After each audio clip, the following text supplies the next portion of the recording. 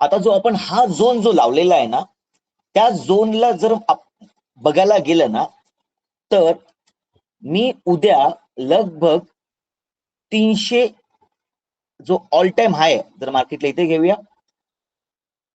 26,300च्या वरती जो आजचा ऑल टाइम हिस्ट्री हाय जो आहे त्याच्यावरती मार्केट जर जात असेल तर मी वरच्या उद्या साईडला खेळायला तयार आहे.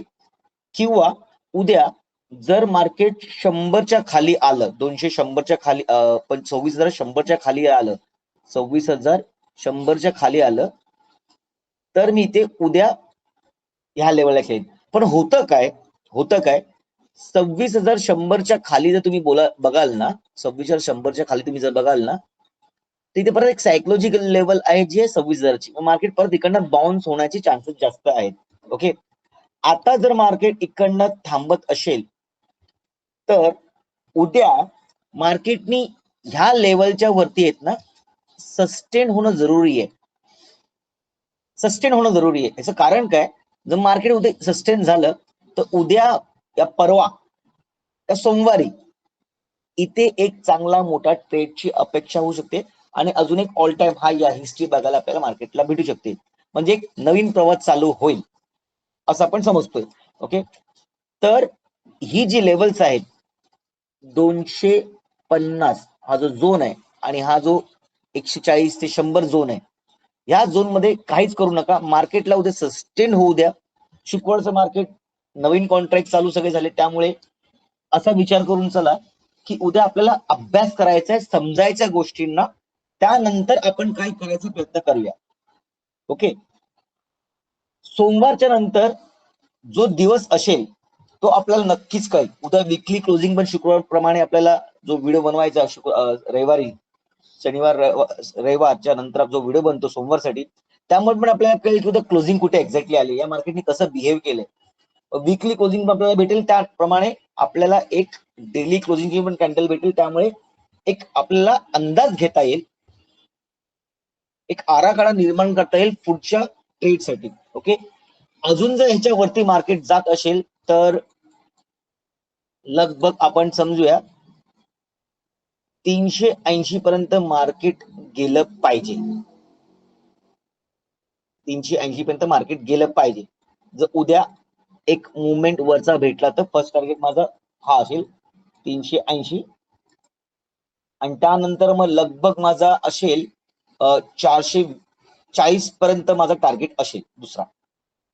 आता हे अंदाज कसे काढलेत, का काढलेत, ह्याचा सगळा अभ्यास वेगळ्या वेगळ्या ठिकाणी होतो, वेगळ्या प्रकारे होतो.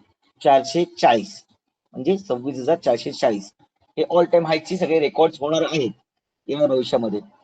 तर जसं आज झालंय तसं उद्याही घडू शकतं. मी हर वेळेला सांगतो की आयुष्यात पॉझिटिव्ह राहा. उद्या पण एक बघण्याचा दिवस आहे. चांगले प्रॉफिट बुकिंग या हप्त्यात तुम्ही जर केला असाल तर नक्कीच फक्त अभ्यासासाठी उद्या मार्केटला बघण्याचा प्रयत्न करा. उगाच घ्या काळा करू नका. मार्केट तुम्हाला आपटत राहील. उद्या मार्केटची स्ट्रॅटेजी असं पण शकेल की मार्केट उद्या ह्या लेवलच्या खाली इथे सस्टेन होईल 26,000च्या खाली आणि त्यानंतर वरती जाईल. जसं आपण इथे सांगितलंय मी की मार्केट एक आहे ना मुवमेंट घेऊन गेला पाहिजे. तेच मार्केट आता करायचा प्रयत्न करत असेल बहुतेक, की इकडनं परत खाली येऊन वरती जात असेल. आता असं बघायला गेलं तर 5 मिनिटाच्या वरती लोकांना इथे एक असा पॅटर्न पण दिसत असेल बघा, असा पॅटर्न पण दिसत असेल की मार्केट असं खाली येणार आहे, म्हणजे अजून इथे खाली येणार आहे का. तर असं नाहीये, पॅटर्न्स चुकीच्या ठिकाणी बनलेले आहेत. पॅटर्न्सची लेवल खूप इम्पॉर्टंट असते. फक्त पॅटर्न बनला म्हणून घुसू नका, त्याच्या पाठी अभ्यास असतो, ईएमआय असतात, इंडिकेटर असतात. मार्केट ऑलरेडी बुलिश आहे, मुवमेंट्स चांगले आहेत, त्यामुळे बेरिश होणं तिथे जरासं मुश्किल वाटतं. आणि ते बेरिश झालं तरी माझ्या खालच्या लेवल लागलेल्या आहेत. ओके, त्यासाठी उद्या मी परत ऑल टाइम हायचा हा हिशोब ठेवतोय, त्यानंतर आपण काउंट टाकूया. तर उद्याचा दिवस तुम्ही जरा सांभाळून खेळा, शांतीने खेळा.